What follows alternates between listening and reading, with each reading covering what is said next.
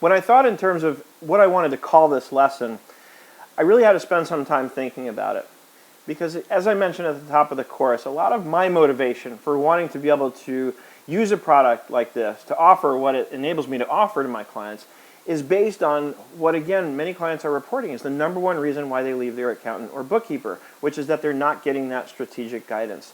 So I wanted to create a lesson around the SageView product that really looks at how to take this on, package it up, and what it specifically looks like when you're actually offering this as a service to your clients. We're going to look at not just the KPIs, you've already seen that. We're going to look at actually how to turn that into a service that you've offered your clients. Let's go ahead and see what that looks like.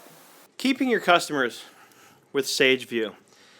And I think I've made the point already pretty strongly throughout this course that the number one reason clients say that they're leaving their accountant or CPA is that they're not getting the strategic advice that they're looking for from that person. And it makes sense because, let's face it, let's say you're the CPA, you've just finished doing their taxes, you've had a deep look under the hood, you had to satisfy yourself as to the numbers, at least enough to file a tax return that you signed off on and said to the government, hey, these are the numbers we're going with based on what we think they made, and that's what they're going to pay their taxes on. So presumably you have a pretty good feeling about how reliable that information is. Bottom line, for that matter, is that you're in a good position, a better position than anyone else could be, to now take a little deeper look at those numbers, analyze them, call your client, say, let's schedule an appointment, let's go over the numbers together, so that you're not just sending them your bill along with some payment vouchers to make their estimated tax payments for next year. So that's the key here, is to provide them with something that you can easily provide them with without having to go to a lot of extra effort. And then using a tool like SageView so that, I mentioned that I have a spreadsheet that I created where you can key all the numbers in off your balance sheet and your P&L, and it does all the calculations. But here it does all that heavy lifting for you, and then of course it just constantly updates by pulling from your accounting software. So makes a big difference. So what are we talking about here? We're talking about, first of all, how are we going to package this and bring it into a service that we can deliver to the clients? In other words, what does this look like in actual practice, right? That's what I wanted to focus on in this lesson. I'm calling it keeping customers because basically what I'm saying is that if you do this, you're going to keep more customers because you're going to be giving them the very thing that they're looking for, which stands behind the very reason why they wind up leaving most of the time. So the first thing is we want to look at, and it's right here in the SageView help files, is what are these KPI calculations? And if you go through, you definitely should take the time, certainly before you start advising your clients about this stuff, to understand what these ratios mean, right? What is the quick ratio? How is it calculated? And I want to caution you, there's going to be a tendency to think, because I do this, I don't need to read this stuff, I already know it. Please, please, please do me a favor and read this stuff anyway, even if you think you know it. Because A, it's a refresher. B, it'll spark, if you're anything like me, as I'm reading this stuff, I start getting ideas. I start thinking of specific clients who I know would love this kind of stuff. And it's just an update and a refresher so that when I am going to the client and talking to them about it and trying to convince them that this is really important and that they should do it and let me do it with them, then I'm that much better prepared. It's that much more fresh in my mind in terms of how I can explain it to them in a way that A, they're going to understand and appreciate, and B, in a way that really convinces them that this is important stuff and that they should do it.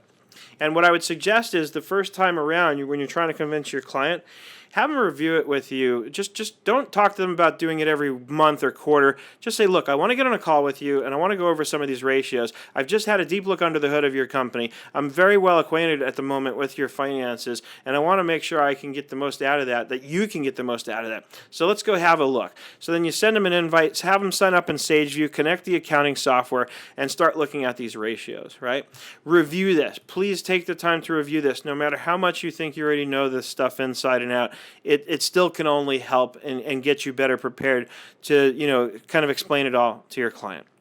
So what's this going to look like? What I would want to do, what I do want to do, what I will do with my own clients as I'm using this with them, is I'm going to want to, look at things, and I showed you this already. When we look at this, I'm going to want to look at the different sort of parameters. So I love the month to date. I love looking at the monthly data. So I just clicked on it again, so it's refreshing. But the monthly data to me gives me, such a nice look at, how things are going right now, right? I can look at it right now, and I can look at it last month versus this month. I mentioned earlier in the course that having a KPI or key performance indicator to look at on its own really isn't even all that valuable. It's only when you have something to compare it to that it becomes extremely valuable. And along similar lines, I think that offering a product like this to your clients has only so much value if you simply put it together and say, hey client, here, go have a look at this. I think what's more important and what I want to underscore in this lesson here is how you actually offer the service to your clients. And what I mean is specifically, I'm going to invite you and I'm going to walk you through this process here to have your clients come in with you and actually go through it with them. In other words, you and the client have to be involved together in the process because you're going to need to know how to explain these ratios to them and what they mean. Many of your clients will not understand that on their own, so they'll look at it, they'll say, wow, this looks pretty and it seems like it's very useful, but I really don't know what to do with it. The whole key to this is what I'm going to talk about mostly in this lesson, which is how you have to go through this with your client, look at every single KPI, understand yourself, of course, what it means and how to analyze it so that you can explain that to your client in terms that they can understand. That is when you'll be able to take a product like this and turn it into a powerful service that will help you keep your clients and probably attract new ones because the ones that you have will be so happy with what you're doing for them that they probably won't be able to help but refer you other clients so that they can get the same benefits. So what I would do is I would actually almost take a screenshot, right? And maybe every month, let's say I do this monthly, take a screenshot of all of this, right? And then and document that somewhere. Put it in Evernote, right? Evernote is the perfect place to keep the screenshots because then what I can do is I can start really looking at it on a comparative basis. And I can look at where was it at last month versus this month just in terms of when I did the review. The reality is you may not even need to do that so much because, again, this gives you the comparative data right here. But that's just one of my things. I like to kind of be able to show them, hey, this is what it looked like last month and this is what it looks like this month. It might be that after you do that a few times you realize, hey, SageView does an amazing job of keeping the historical comparative data in line so that I really don't even need to do that.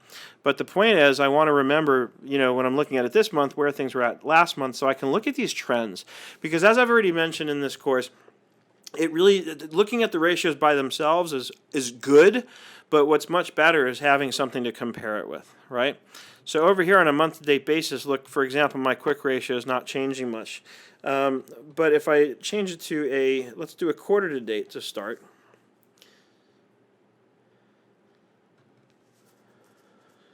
So my gross profit percentage, now I look at it quarterly, and this in some respects becomes almost more meaningful.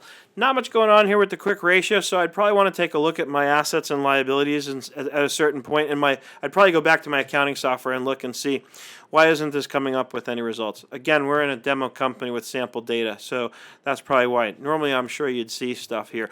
Or maybe it really is that the relationship of our current assets to our current liabilities really just hasn't changed much. But again, what I would do is I would go through this screen to start with the client and say, okay, let's start with the quick ratio. Let's look at the trend. But I would look at this with the client and I would say, let's analyze this. Right now, the quick ratio, let's say it was 1 or 2 or 3 or whatever it might be. And I'd say, if it's 2 today and it was 1 yesterday, then we're moving in the right direction, right? And again, I would go back here and I would first explain to the client, hey, look, here's what the quick ratio does. It measures the ability to pay our bills in the short term. In other words, it takes a look at whether or not, if we had to, we could satisfy all our short-term obligations based on the cash we have in the bank and the receivables we know we're going to collect in the next 30 days. And that's simplifying it a little bit, but that's essentially what the quick ratio is doing. You want to be able to explain it like that to your client with that much confidence, so that, because if you sound unsure, then they're going to lose all confidence in this, right? So that's why I'm encouraging you to review these definitions, even though you may think you know it so well already. It's just going to increase the level of confidence that comes out in your voice when you're discussing this with your clients. So we wanted to do that comparative analysis with the client, and we want to look at it, and we want to analyze it, and we want to discuss it with the client and let them know what this actually says about your business. We say a quick ratio of anything better than 1 is pretty good. Certainly anything over 2 is really good, because that means we're in a very good position to satisfy our short-term obligations, and we still have plenty of money left over at the end of the day. right? So that's the quick ratio. Then we look at the gross profit. And this is where I would definitely dig in here into these thresholds with the client. So a good way to do this is remotely, where you have the client logged in with you, let's say, and you're going over it together with them. And we could say, okay, our actual gross profit in a realistic situation is probably not going to be 87.7%. So you could say to the client, our actual gross profit right now is 25%. I want to get this up to 35% long term. So again, you go in here and you set your goal and say, let's make this 35%. Because that's going to be a good goal to reach if right now we're at 25%. And that underscores the point I made in the last lesson about why I don't really care about the NAICS codes, why I'd much rather say, here's where we're at today, here's where we want to be, and then keep looking at this again and again and seeing, are we getting there? That's why, it's great that you can set these benchmarks in this product. Debt to assets. So let's talk about to the client what that means. Because again, if we had to pay off all that debt, do we have sufficient assets to cover that, right? And for that matter, what does that ratio look like? Because where a lot of these ratios also come into play is if you're seeking financing from the bank, right? They want to see a healthy balance sheet, and these ratios give us a good indication of whether or not that balance sheet really is healthy. Return on assets, I think I mentioned earlier in the course, gives me a measure of whether or not I'm using my assets efficiently, right? If I'm spending a lot of money on fixed assets, for example, and I'm spending more and more money on fixed assets, but my net income's going down, that could be an indication that I'm wasting money on those assets. I'd want to take a look and say, what are these assets we're spending our money on, and why is it that they don't seem to be producing the right return? Could be a timing thing. It could be that the nature of these assets are such that we're not going to see a return from those assets based on any time frame shorter than 6 months from now. Whatever it is, the point is that you took the time to do the analysis. And in terms of providing a really mind-blowing service, it's going to help you keep your clients longer. As you're going through this analysis with them, I would take detailed notes. Another use case for Evernote. Take detailed notes and document those notes, what you went over, what you discussed with the client, so that then next month when you look at this, or next quarter when you look at this, you can refer back to those notes and you can see what was kind of on your mind with regards to your analysis of all of this. And based on that, help further determine whether or not we're moving in the right direction or the wrong one when it comes to any of this stuff.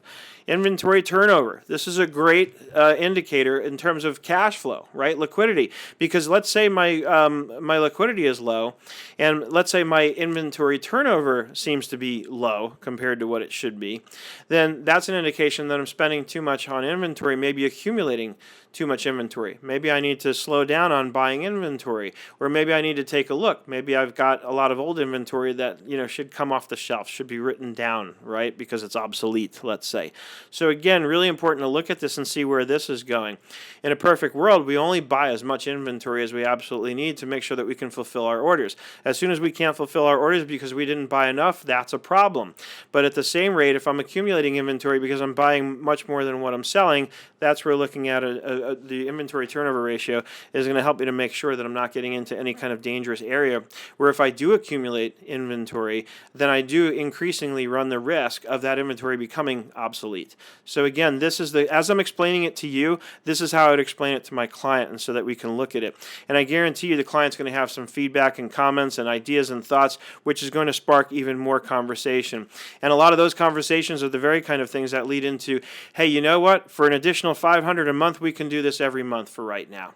Especially if you're looking at a situation where for some reason there's a particular concern. Maybe the client is concerned that they're, potentially facing going out of business because things aren't going well. It might warrant, at the same time, they're going to be hesitant to spend more money.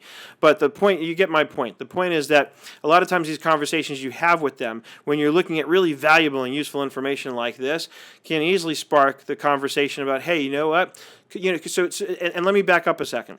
So again, as I mentioned at the beginning of this lesson, don't talk to them about doing this every month or every quarter. Just invite them in for a single session, get this set up, and show them. Right? Because then you're going to have that conversation, and it's very possible that during that conversation is when they're going to say it to you. You don't even have to sell them. They're going to say to you, hey, you know what? This is really incredibly valuable. Is this something we could look at together every month or every quarter? And then you say, absolutely. And then you come up with your price. And please charge them a flat rate. Please don't charge them by the hour, because as you know, if you listen to anything I record and say and do these days, it's all based on getting away from hourly and into the flat rate or value pricing. So that's where you can really not only add value to your service, but increase your revenue stream. And you're taking on more revenue without having to increase your client base, right? And making your clients happy, which goes back to the title of this lesson, which is keeping your customers, right? A lot less expensive to keep the same customers rather than having to constantly look and find new ones and churn your client list. That's something we'd rather not do. Accounts receivable turnover and accounts payable turnover, definitely important benchmarks to be looking at. And again, obviously, you want to make this as low as possible, right? This is one of those where the lower it is, the better when you're looking at a key performance indicator like this. I want a low accounts receivable turnover, right? And I really don't want, you might think, oh, but on the payable side, I don't want to pay everything right away. You really do. You really do, because when you pay your vendors promptly, they're more apt to serve you better, and you get the timeliness discounts in a lot of cases. So even though it's outflow and we don't necessarily think of cash outflow as a good thing, we do think of having good relationships with our vendors as a good thing. So again, looking at something like your average AP days, you want to look at this from the perspective of wanting to build the best possible relationship I can with all my vendors, which often means paying them right away. Certainly on time, but if not, right away. Like, get the bill, send a check out. That's what I try to do with my own business as much as possible. And then, of course, we have my own custom baby KPI based on revenue per employee. And again, this is something where I would go back to the alerts and say, all right, let's set up an alert that says, this is something we'd like to see increasing, but if it goes up beyond a certain threshold, we want to take a look and make sure that we're not running the risk of, sort of employee burnout.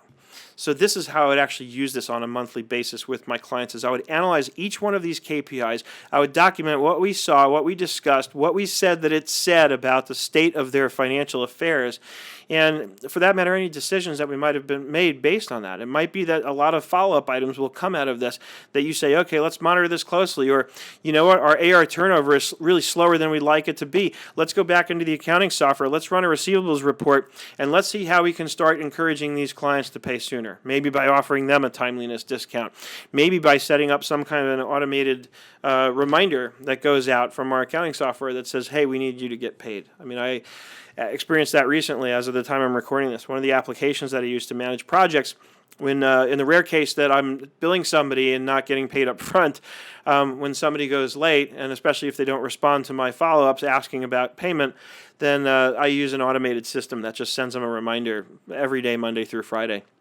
So if I see that my AR turnover is slow, I might want to employ a resource like that for the purpose of expediting the collections. I did that last week as of the time I'm recording this, and two clients actually paid me right away that week. It's one of those things where you just annoy them to the point where they'll just say, okay, I'll pay them. So again, looking at and having a process whereby I'm regularly looking at something like this will help me trigger the process of doing those other things that will help speed up and improve cash flow. Right? I can literally help my clients improve cash flow by looking at this stuff and just paying attention to it. And that's probably 90% of all this, is just using a tool like this to force you and your client with you to pay attention. And that's really what it comes down to, because that's what the client's biggest complaint is. I think they don't articulate it quite this way, but I think their real complaint is they're paying you all this money, you're providing them with the bookkeeping or the tax or both services, but nobody's really paying attention to it and looking at it and saying, what does this all say? What's this all for? Besides getting a tax return filed and paying what's owed, there's so much more we can do with the information that we've used for that purpose, such as the analysis that we're looking at here. So I'd be spending a lot of time with my client going through this, and also encouraging the client to ask them to think in terms of what else can we add here, because now you've already seen in the course how you can customize your own KPI. So encourage the client to tell you what more they could get out of this. What other kind of information would they love to see that you can provide based on being able to customize your own KPIs. Again, a really powerful feature in a product that I've not seen elsewhere. So, my friends, hopefully, and as always, you've had some fun and learned something along the way here. If you have any questions at all, visit our answers forum at schoolofbookkeeping.com right here. If you're not a student, become one so that you can access that forum and post your questions, comments, feedback, and what have you with regards to this course, or for that matter, anything else that you've seen. As always, I hope you're having an absolutely fantastic day. I hope you really enjoyed this course. I hope you're going to get into SageView and start using it, because hopefully by now you can see how powerful this is and how much more value you can add for your clients, so that you can keep more of your clients for a longer period of time, so that you don't have to work as hard to get new clients in. And that's the whole idea at the end of the day with all of this, is we want to work less and make more money. And I know that sounds idealistic, but the reality is the way we're going with the firm of the future and how we're able to take advantage of tools like SageView, it really provides us with the opportunity to increase efficiency, thereby freeing up more time so that we can get more done and have more fun. I hope you enjoyed this course. I hope to see you soon in another course around here at schoolofbookkeeping.com. Thank you so much, and I look forward to seeing you on the web. Now you've had a good look under the hood of a product that's going to help you build the firm of the future.